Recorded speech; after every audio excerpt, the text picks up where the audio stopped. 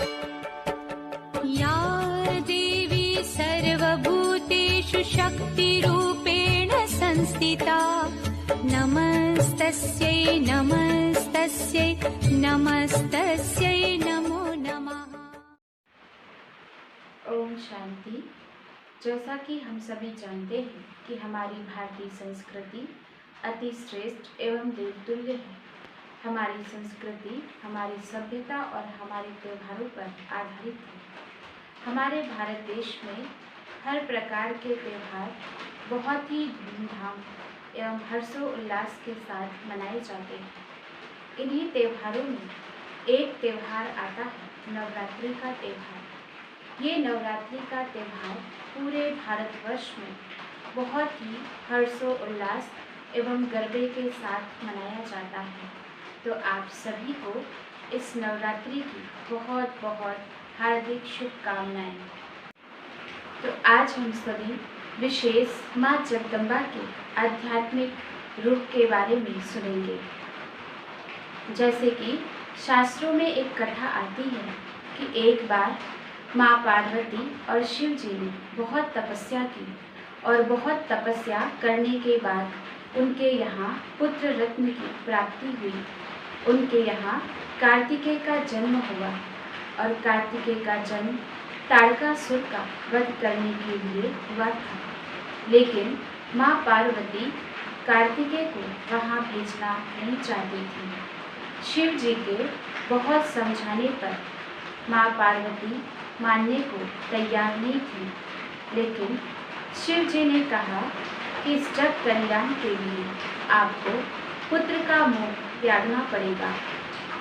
तब माँ पार्वती ने कार्तिकेय को ताड़कासुर का वध करने के लिए भेज दिया।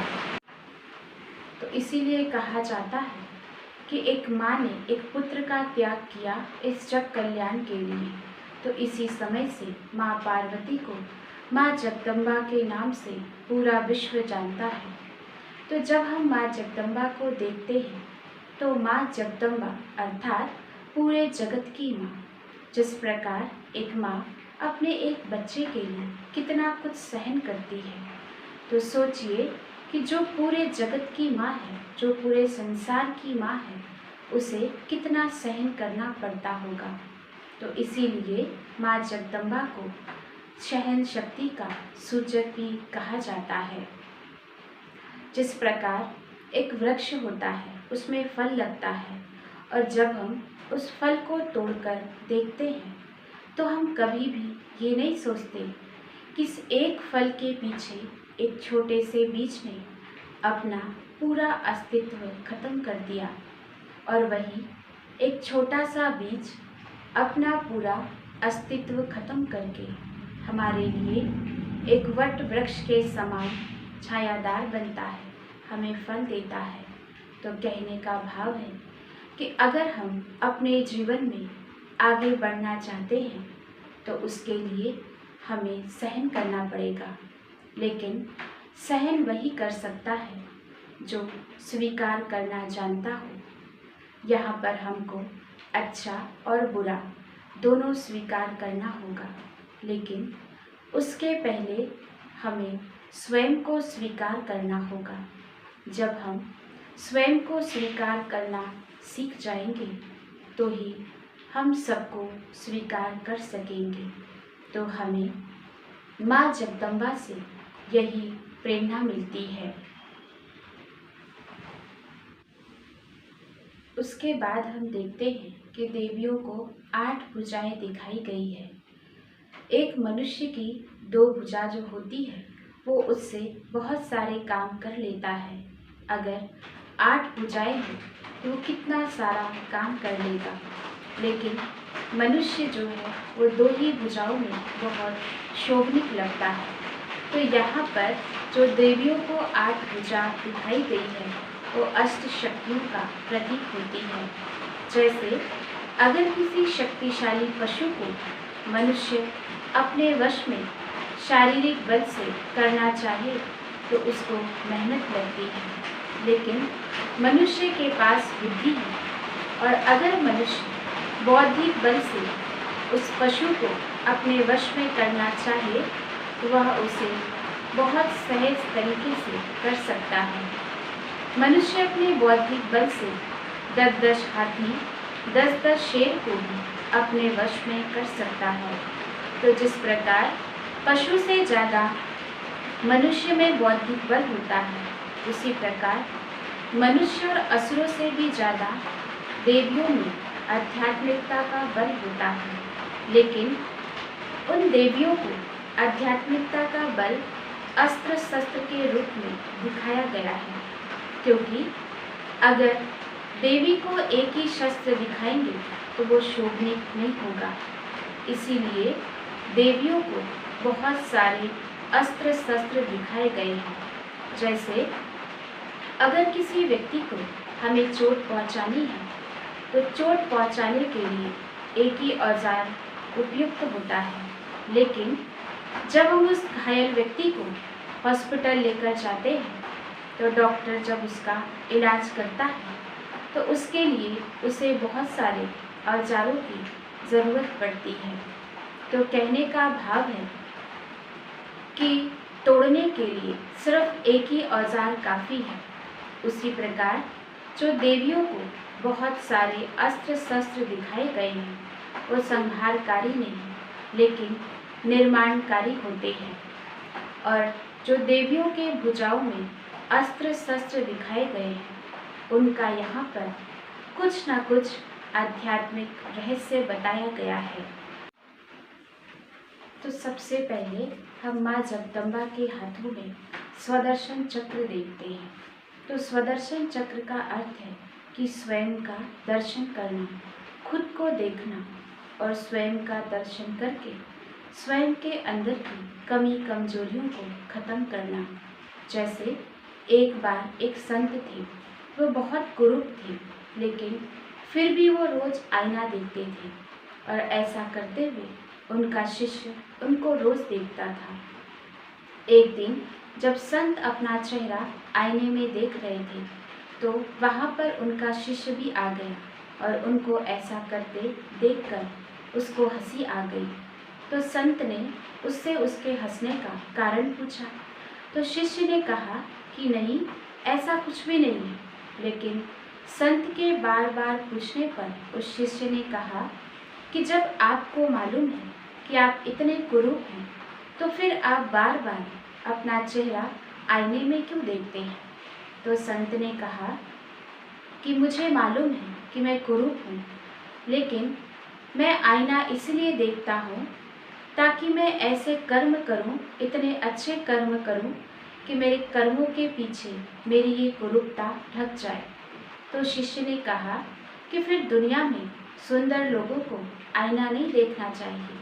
तो संत ने कहा कि नहीं, उनको आईना देखना चाहिए, लेकिन जब वो आईना देखते हैं तो उनको ये सोचना चाहिए कि जब भगवान ने मुझे इतना सुंदर चेहरा दिया है तो मैं ऐसा कोई कर्म ना करूं जिसकी वजह से मेरी ये सुंदरता ओझल हो जाए। तो कहने का अर्थ है कि अगर हम स्वयं को देखेंगे तभी हम अपने अंदर की कमी कमजोरियों को खत्म कर सकेंगे। फिर माँ जगदम्बा के हाथ में त्रिशूल दिखाते हैं। तो जो त्रिशूल होता है वो इच्छा शक्ति, आत्मविश्वास का प्रतीक होता है। अगर हमने कोई कार्य करने की ठान ली है तो हमारा उसमें आत्मविश्वास होना चाहिए, दृढ़ इच्छा शक्ति होनी चाहिए, तभी हम उस कार्य को कर पाएंगे। ऐसा नहीं कि आज हमने सोचा कि हमको ये काम करना है और कल हमने सोचा कि हमें ये कार्य नहीं करना है। फिर माँ जगदम्बा के हाथ में धनुष और बाण दिखाया गया है। जब भी धनुष और बाण चलाया जाता है तो वो किसी न किसी लक्ष्य के ऊपर चलाया जाता है। ओम शांति। अनुभव करें, मैं शिव शक्ति माँ जगदम्बा हूँ। मैं जगत की पालनहार हूँ। मुझसे सारा जग जन्म लेता है। मैं जीवनबद्ध हूँ। मेरे आंचल में पूरा विश्व पलता है। सारे संसार में माँ अम्बे जगदम्बे की जय जयकार भक्त लोग करते हुए मेरी कृति का कीर्तन कर रहे हैं। सारा संसार मुझे मेरे महान कर्तव्यों का स्मरण करा रहा है। मुझे भक्तों की करुण पुकार स्पष्ट सुनाई दे रही है। मैं जगत कल्याणी हूँ, मैं उद्धार मूर्त हूँ, मैं आधार मूर्त हूँ। माँ अपने भक्तों की चीख पुकार कब तक और कैसे सुन सकती है। इसीलिए प्यारे शिव पिता ने मेरा सृजन किया है। मैं उनकी प्रथम रचना हूँ।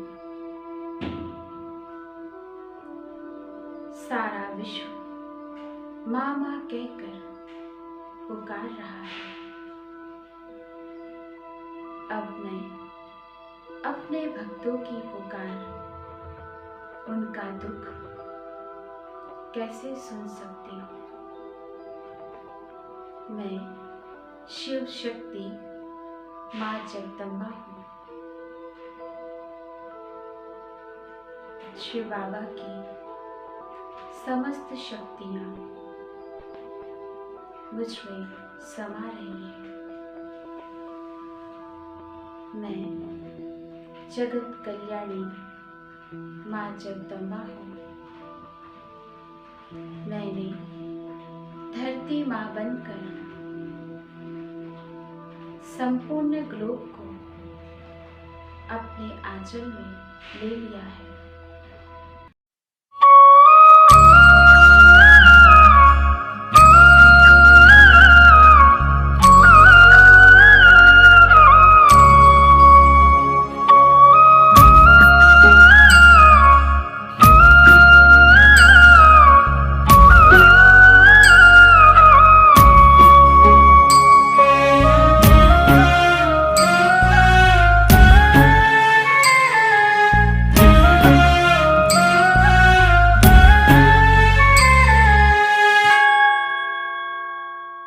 ममतामयी तू, समतामयी तू, करुणामयी माँ जगदम्बे, जगदम्बे माँ जगदम्बे, माँ जगदम्बे। ममतामयी तू, समतामयी तू, करुणामयी माँ जगदम्बे, जगदम्बे। भक्तिमयी तू, शक्तिमयी तू, तू वरदानी माँ जगदम्बे, माँ जगदम्बे, माँ जगदम्बे, माँ जगदम्बे।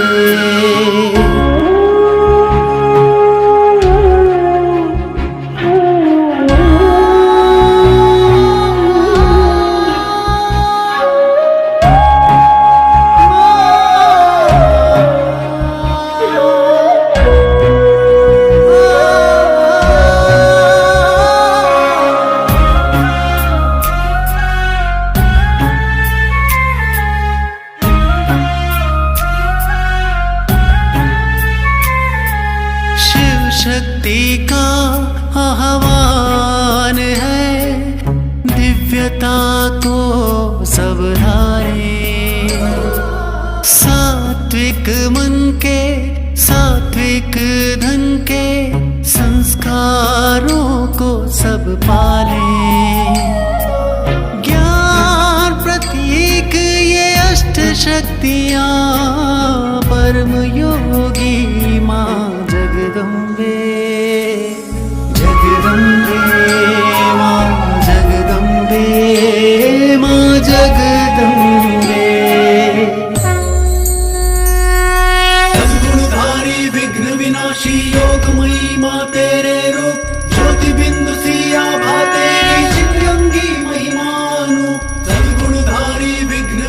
साक्षी योगमयी माँ तेरे रूप, ज्योति बिंदु सी आभा तेरी शिवलिंगी महिमानु, जगमग करती ज्योत सरी की आभामयी माँ जगदम्बे, प्रभामयी माँ जगदम्बे, विभामयी माँ जगदम्बे।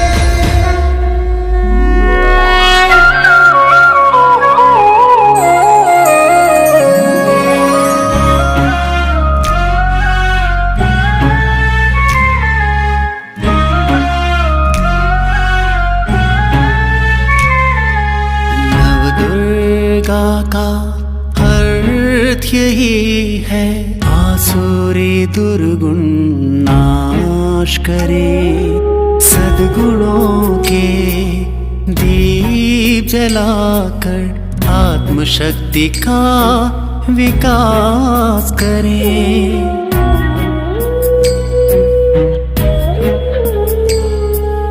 कलयुग के अंधेरे को हरती संगम काल में जगदम्बे माँ जगदम्बे, जगदम्बे माँ जगदम्बे। ममतामयी तू, समतामयी तू, करुणामयी माँ जगदम्बे, जगदम्बे। भक्तिमयी तू, शक्तिमयी तू, तू वरदानी माँ जगदम्बे, जगदम्बे माँ जगदम्बे।